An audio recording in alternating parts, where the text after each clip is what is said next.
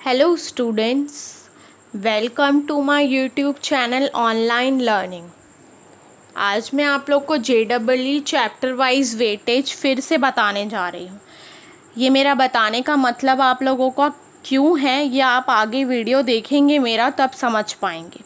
तो मेरे इस वीडियो को पूरा देखें और लाइक शेयर सब्सक्राइब ज़रूर करें। तो आइए शुरू करते हैं। पहली बात तो आप लोग को मैं ये बताना चाहती हूँ कि कुछ स्टूडेंट्स ऐसे होते हैं जिन्हें ये नहीं पता होता कि हमारा एग्ज़ाम JEE का है और हमारा प्रिपरेशन भी उसी अप्रोच में होनी चाहिए। कहने का मतलब ये है कि क्लास 12 और JEE की प्रिपरेशन अलग है तो अप्रोच भी अलग होनी चाहिए। यहाँ पे आप देख पा रहे होंगे आपके सामने यहाँ पे मैथ्स के चैप्टर वाइज वेटेज दिख रहे हैं JEE मेन के लिए। इसमें सबसे ज़्यादा किस से आया हुआ है? डिफरेंशियल कैलकुलस से। फिर किस से आया हुआ है? फिर हम बोल सकते हैं स्टैटिस्टिक एंड प्रोबेबिलिटी से, फिर कोऑर्डिनेट ज्योमेट्री से, फिर इंटीग्रल कैलकुलस से और फिर वेक्टर एंड 3D से। तो फिर जब हमको पता है कि हमारा चैप्टर वाइज वेटेज ये है, इससे क्वेश्चन ज़्यादा आने वाले हैं, तो फिर हमें पढ़ना भी पहले इसे ही चाहिए ना। फिर हम क्यों नहीं पढ़ते? क्योंकि हमें स्मार्ट स्टडी करना नहीं आता। जब हमारे पास टाइम कम हो और हमें सिलेबस समझ में नहीं आ रहा हो कि हमें पढ़ें क्या पढ़े क्या छोड़े, तो हमें स्मार्ट वर्क करना चाहिए। और स्मार्ट वर्क हमेशा हमें यही ट्रिक बताता है कि हमें कुछ अलग करना है। कुछ अलग करना है मतलब हमें पढ़ना तो सभी है जो सब पढ़ रहे हैं, लेकिन हमें स्मार्ट वर्क करके पढ़ाई करना है। सपोज़ करिए मैं तो ये मैथमेटिक्स का बता दी, अब फिज़िक्स का देखते हैं।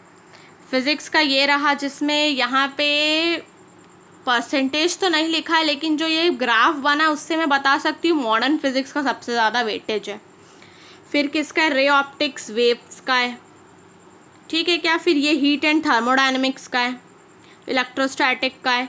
मतलब मैं इससे समझ पा रही हूँ कि इसमें क्लास 12th का फिज़िक्स में ज़्यादा वेटेज है, क्योंकि 11th का तो मैं अभी पढ़ रही हूँ तो इसमें तो समझ में ज़्यादा यही आ रहा है कि क्लास 12 का ज़्यादा वेटेज है और एक आध 11 का।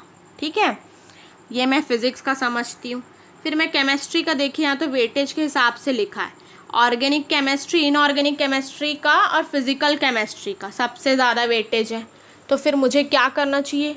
मैं तो समझ गई कि मैथ्स फिज़िक्स केमिस्ट्री में किसका कितना वेटेज है, तो मुझे पहले इन चैप्टर्स को पढ़ना चाहिए स्मार्ट वर्क करने के लिए। अगर मैं इन चैप्टर को पढ़ती हूँ बहुत अच्छे से, तो मैं ये समझ पाऊँगी कि मेरा अप्रॉक्स 50% तो कवर हो गया। अगर 50% हो गया तो मैं तो ये भी बोल सकती हूँ कि मेरा तो एग्ज़ाम क्वालिफाई भी हो जाएगा। ठीक है, तो ये से कहते हैं हमें स्मार्ट वर्क करना। स्मार्ट वर्क हमें क्यों करना चाहिए? जब हमें ये नहीं समझ में आ रहा हो कि हमारा एग्ज़ाम पास आने वाला है, पढ़े तो पढ़े क्या। और आप फिर कंफ्यूज होंगे, परेशान होंगे, आपको समझ में ही नहीं आएगा कि करना क्या है। इसलिए जब एग्ज़ाम पास हो, और ये चाहे किसी की भी बात आप ले लीजिए, आप चाहे 12th बोर्ड में हो या फिर आप अभी कॉम्पिटिटिव एग्ज़ाम की, एंट्रेंस एग्ज़ाम की, किसी की भी तैयारी कर रहे हो, आपको सबसे पहले ये पता होना चाहिए कि आपका वेटेज क्या है। और वेटेज कैसे पता चलेगा? प्रीवियस ईयर का एनालिसिस करके, ठीक है, तभी पता चलेगा वेटेज। तो इसलिए वेटेज को समझिए जब आपके पास टाइम कम हो और सिलेबस बहुत ज़्यादा पढ़ने के लिए। तो हम पहले इन्हें पढ़ेंगे, इनको पढ़ने के बाद हम अपने ऊपर कॉन्फिडेंस लाएंगे कि भाई हमारा तो क्वालिफाई हो जाएगा, कट ऑफ निकल जाएगा, एग्ज़ाम क्वालिफाई हो जाएगा। उसके बाद हमारे पास टाइम बचेगा भी, देखिएगा बचेगा। अगर टाइम टेबल के अकॉर्डिंग पढ़ेंगे तो बचेगा। टाइम बचता है तो फिर जो और वेटेज है, इससे थोड़े कम वाले वेटेज है, हम उसको पढ़ेंगे। फिर उससे थोड़ा उससे कम वाला पढ़ेंगे और हमारा पूरा सिलेबस ही ख़त्म हो जाएगा, हमको पता नहीं चलेगा। तो इसलिए इसको कहते हैं स्मार्ट वर्क करना। और आज मैं क्यों ये वीडियो फिर से लेके आई हूँ, JEE चैप्टर वाइज वेटेज, ये आप समझ पा रहे होंगे कि मैं यहाँ पे ग्राफ के थ्रू आप लोगों को बताने की कोशिश कर रही हूँ कि आप लोगों का JEE के एग्ज़ाम में क्या वेटेज है।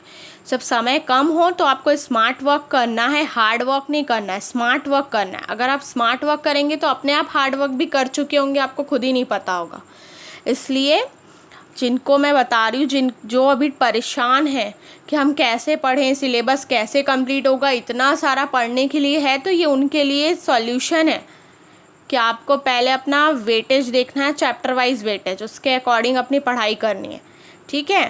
लेकिन मॉक भी देते रहना है और टाइम टेबल के अकॉर्डिंग पढ़ना है, ठीक है। अब आपको समझ में आया होगा कि मैंने ये वीडियो फिर से क्यों बनाया है और मैं क्यों ये ग्राफ के थ्रू आप लोग को बताने की कोशिश कर रही हूँ, ठीक है। तो मेरे इस वीडियो को लाइक करें, शेयर करें अपने फ्रेंड्स के साथ और मेरे चैनल को ज़रूर सब्सक्राइब करें। Thank you.